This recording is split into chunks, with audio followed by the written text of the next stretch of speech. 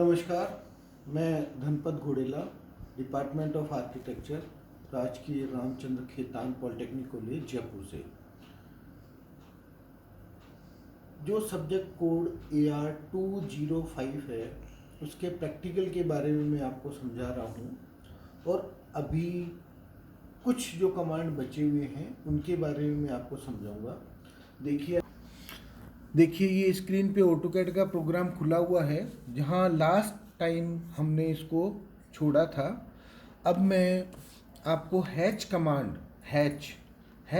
आपको बताता हूँ। इसके लिए हम क्या करते हैं, बी एच हम टाइप करते हैं और उसके बाद एंटर का बटन दबाते हैं तो देखिए कि विंडो खुलती है। इस विंडो में यहाँ पे है एडिट पिक पॉइंट, मतलब जहाँ हमें हैच भरनी है उस पॉइंट को हमें पिक करना है। जैसे मैं इसको क्लिक करता हूँ, मान लीजिए हमें इस इलिप्स के में हैच भरनी है तो मैं इस इलिप्स के इन साइड में यहाँ पे क्लिक करता हूँ माउस के क्लिक वाले बटन से। मैंने क्लिक किया, देखिए अब सेलेक्ट हो गया। ये सेलेक्ट होने के बाद हम इसका एंटर का बटन दबाएंगे।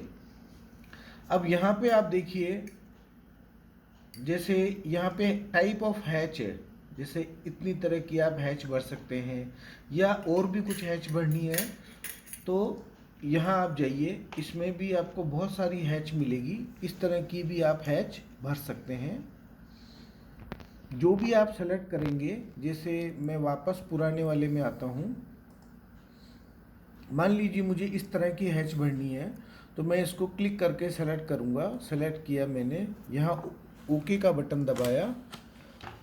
उसके बाद आप देखिए यहाँ पे एंगल है और एक स्केल है। स्केल हम एक रखते हैं एक बार के लिए और इसका प्रीव्यू देखते हैं। देखिए आप नीचे यहाँ कर्सर में प्रीव्यू आ रहा है। प्रीव्यू के ऊपर जैसे ही मैं क्लिक करूँगा, देखिए आपको ये हैच भरी हुई इस ब्लॉक में दिखाई देगी।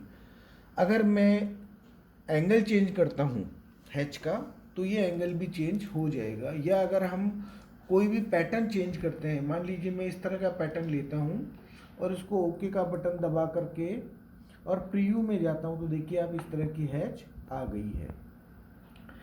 इसमें जो भी चेंजेज अपन चाहते हैं, जैसे एंगल, अभी इसका एंगल 0 है, मान लीजिए मैं 10 का एंगल देता हूँ तो ये 10 के एंगल पे आ जाएगी। प्रीव्यू हम देख लेते हैं, ये देखिए आप थोड़ा चेंज हो गया, मतलब जो भी इसका एंगल था उसमें 10 इंक्रीज हो गया है। वापस मैं यहीं पे क्लिक करता हूँ।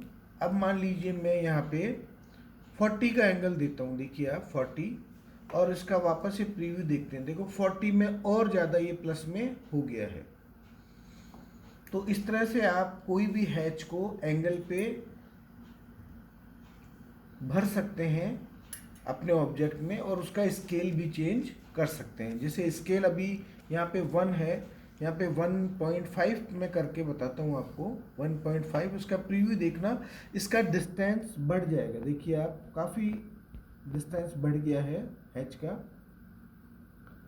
इसका और एक बार डिस्टेंस मैं बढ़ा के बताता हूँ। मान लीजिए यहाँ पे हम 2 करते हैं, देखिए आप बेस में आपके पास स्क्रीन में दिख रहा है और जैसे ही मैं प्रीव्यू करता हूँ देखिए आप ये और ज़्यादा इसका जो लाइन का डिस्टेंस है वो बढ़ गया है। तो इस तरह से आप गाइस हैच भर सकते हैं अपने ऑब्जेक्ट में।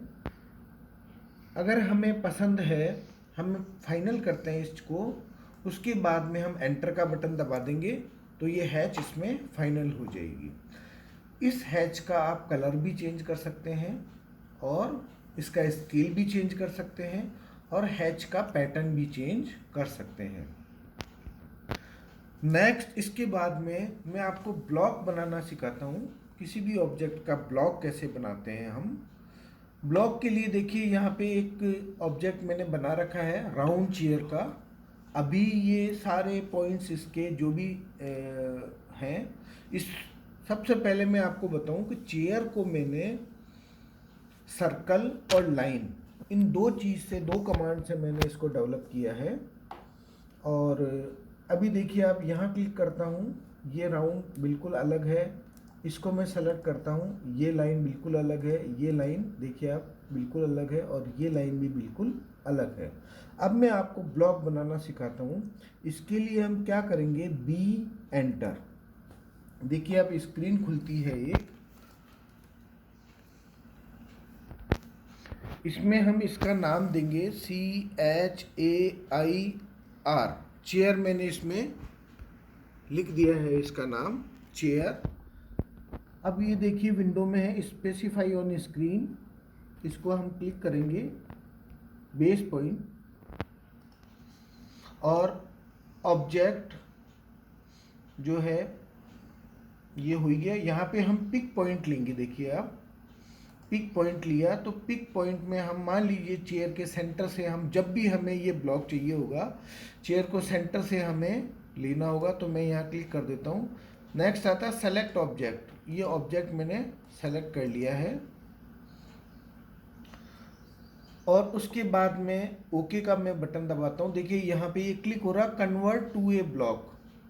ओके, तो ये जो हमारी चेयर है ये भी एक ब्लॉक में कन्वर्ट हो जाएगी। मैं आपको ओके करके बता देता हूँ। ओके, देखिए अब पहले मैं आपको यूँ ऐसे करके मैंने दिखाया था, ये सारी लाइनें अलग अलग थी, ये लाइन अलग थी, ये लाइन अलग थी। लेकिन अभी आप जैसे ही इसके ऊपर कर्सर को रख के क्लिक करेंगे, देखिए आप एक ही ब्लॉक ये बन गया है। ये ब्लॉक आपको ड्राइंग में कहाँ मिलेगा, इसके लिए हमें आई का बटन दबाना है। इस आई का मतलब है इंसर्ट, हमें कहाँ से इंसर्ट करना होगा, तो आई एंटर। अब देखिए आप यहाँ पे आपने जो भी ब्लॉक बना रखे हैं वो सारे यहाँ पे मेंशन हो जाएंगे। जैसे ये मैंने ब्लॉक बनाया था चेयर का, ये यहाँ आ गया है और उसके बाद यहाँ पे स्पेसिफाई ऑन स्क्रीन है, ओके मैं करता हूँ। तो देखिए आप वही जहाँ से मैंने पिक पॉइंट लिया था वहीं पे है मेरा कर्सर, ये मैं चेयर लगा सकता हूँ। वापस से मैं एंटर का बटन दबाऊंगा, इंसर्ट में जाऊंगा और चेयर अगर मुझे लेनी है तो मैं ओके का बटन दबाऊंगा, देखिए और चेयर आ जाएगी। इस तरह से गाइस आप चेयर या कोई भी object, sofa, chair, bed, toilet, room, text, कोई भी आप उसका ब्लॉक बना सकते हो और अपने ड्राइंग में सेव करके रख सकते हो, ताकि जब भी ज़रूरत हो आपको वो ब्लॉक आसानी से मिल सके। अब इसके बाद मैं आपको डब्लू ब्लॉक के बारे में बताता हूँ। डब्लू ब्लॉक क्या होता है, मान लीजिए ये इलिप्स हमने बनाया था, एक ये पूरी स्क्रीन है कंप्यूटर की, ऑटोकैड की, इसमें ये भी कुछ बना हुआ है, यहाँ भी कुछ बना हुआ है, यहाँ भी कुछ बना हुआ है, ये भी कुछ बना हुआ है, ये भी कुछ बना हुआ है और ये भी कुछ बना हुआ है और ये भी कुछ, बहुत सारी चीज़ें हमने एक ही उस स्क्रीन पे बना रखी है।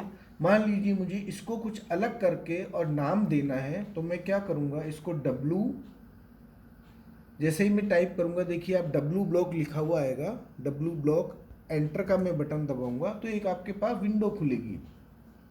सबसे पहले आपको क्या करना है, सेलेक्ट ऑब्जेक्ट पे जाना है। मान लीजिए मैं इसको सेलेक्ट करता हूँ, मैंने ये सेलेक्ट कर लिया है, एंटर का बटन दबाया है और उसके बाद इसका यहाँ नीचे आने के बाद आपको पाथ देना है।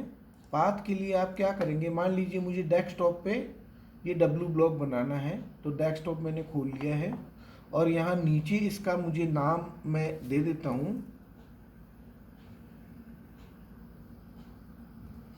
ELLIPS, ellipse. देखिए मैंने यहाँ नाम लिख दिया है और मैं जैसे ही सेव का बटन दबाऊंगा और ओके करूँगा, मेरा ये इस इलिप्स का डब्लू ब्लॉक बन के डेस्कटॉप पे रेडी है। देखिए मैं आपको दिखाता हूँ एक बार, ये देखिए आप यहाँ पे ये डब्लू ब्लॉक बन के रेडी है। जैसे ही मैं इसको ओपन करूँगा, देखिए आपको ओपन करके दिखाता हूँ, जैसे ही आप उसको ओपन करेंगे तो यहाँ पे ओनली इलिप्स का जो डब्लू ब्लॉक हमने बनाया था वो एक नई ड्राइंग में चेंज हो करके सिर्फ इलिप्स ही आ गया है। तो इस तरह से आप अपना डब्लू ब्लॉक भी बना सकते हैं।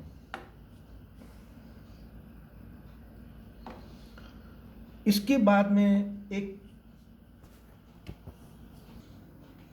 बाद में आपको एक कमांड और हमारा बचता है, डायमेंशनिंग।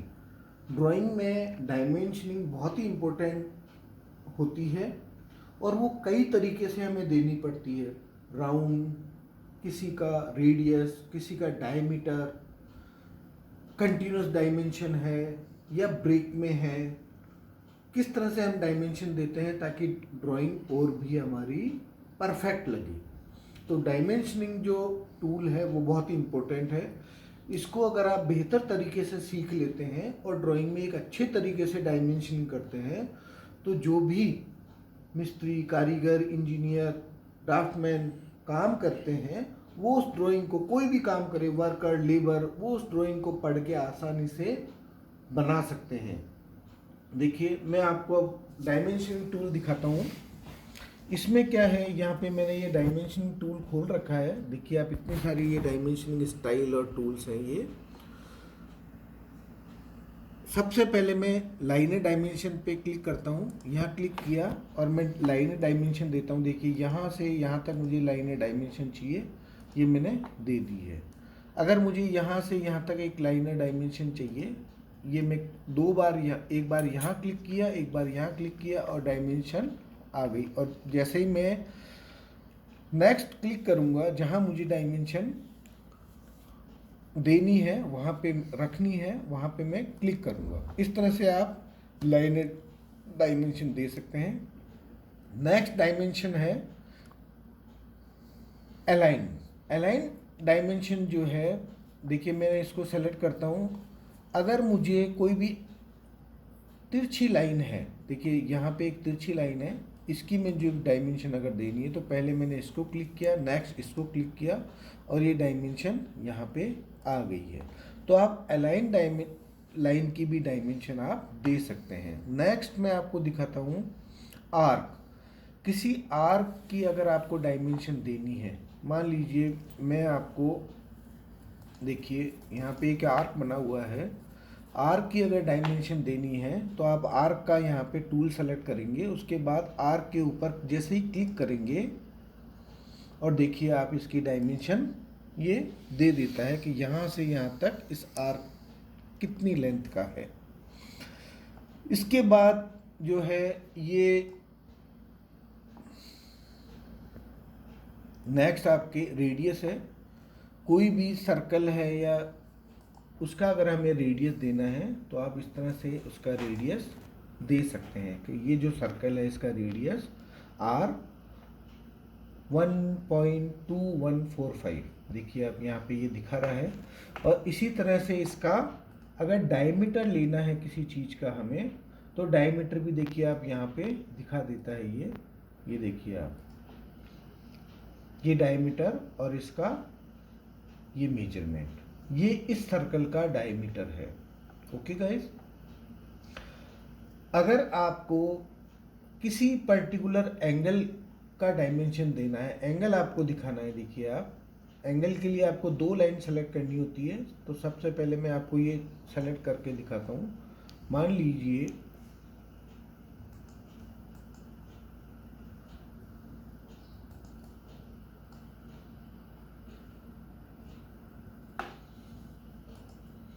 जैसे एक लाइन ये है और एक लाइन ये है। अगर इन दोनों का एंगल मुझे चाहिए होता है कि ये और इसके बीच में, इन दोनों के बीच में क्या एंगल है, तो मैं सबसे पहले इसको क्लिक करूंगा, नेक्स्ट इसको क्लिक करूंगा और देखिए आप इसमें ये एंगल दिखा रहा है कि ये 45 का एंगल है। ये इनसाइड और आउटसाइड दोनों का दिखाता है। देखिए मैं यहाँ पे इसको और इसको भी सेलेक्ट करता हूँ तो ये बाहर का एंगल भी दिखाएगा। तो आप इस तरह से एंगल का डायमेंशन दे सकते हैं। इसके बाद में कुछ इंपॉर्टेंट टूल हैं जैसे कंटिन्यूस डायमेंशन। देखिए मैं आपको दिखाता हूँ, एक बार इसको इरेज करूँ मैं। अगर मुझे, जैसे ये मैंने डायमेंशन दी, उसके बाद गैप है, उसके बाद ये पॉइंट है, उसके बाद ये पॉइंट है। अगर मुझे इसी से कंटिन्यूस में डायमेंशन चाहिए तो मुझे डायमेंशन कंटिन्यूस टूल को सेलेक्ट करना होगा। तो इसको मैंने सेलेक्ट किया है और एंटर का बटन दबाया, एंटर का सेलेक्ट किया, मुझे इसको मैंने क्लिक किया लास्ट पॉइंट को। और देखिए इसके बाद मैंने वापस से इसको क्लिक किया, इसके बाद इसको क्लिक किया, उसके बाद इसको क्लिक किया। ये बेस लाइन का जो है, बेस लाइन के साथ में डायमेंशन दी जाती है इसमें। मैं आपको दोबारा से करके दिखाता हूँ। देखिए सबसे पहले यहाँ से यहाँ तक एक डायमेंशन मैंने दी, उसके बाद ये डायमेंशन कंटिन्यूस वाला टूल है, कंटिन्यूस डायमेंशन कंटिन्यूस। देखिए आप इसको मैंने सेलेक्ट करते ही यहाँ मैंने क्लिक किया, यहाँ क्लिक किया और यहाँ क्लिक किया। ओके, और जैसे ही मैं एस्केप कमांड से बाहर आऊँगा, देखिए आप डायमेंशन पूरी कंटिन्यूस में आ गई है। इसी के साथ में ही इस डायमेंशन के अगर आप नीचे लेना चाहते हैं एक के बाद एक, एक के बाद एक, देखिए अब मैं वो भी करके दिखाता हूँ, वो पहले भी आ गया था। ये होता है बेस लाइन डायमेंशन। जैसे बेस लाइन डायमेंशन में क्या होता है, एक डायमेंशन हमने दे रखी है बेस लाइन, इसकी ये है हमने हमारी बेस लाइन। उसके बाद में मैंने सेकंड पॉइंट चूज किया ये, उसके बाद चूज किया ये, और उसके बाद चूज किया ये। तो ये एक ही बेस लाइन से सारी डायमेंशन आ गई। यहाँ से ये डिस्टेंस है, यहाँ से ये डिस्टेंस है, यहाँ से ये डिस्टेंस है, और यहाँ से ये डिस्टेंस है। तो इस तरह से गाइज आप डायमेंशनिंग टूल से अपनी ड्राइंग में डायमेंशन दे सकते हैं हर चीज़ की, angular, angle, diameter, radius, continuous, कई तरह की डायमेंशन आप इसमें दे सकते हैं, ताकि आप अपनी ड्राइंग में मैक्सिमम डाटा डाल करके अपनी ड्राइंग को बेहतर बना सकें। नमस्कार।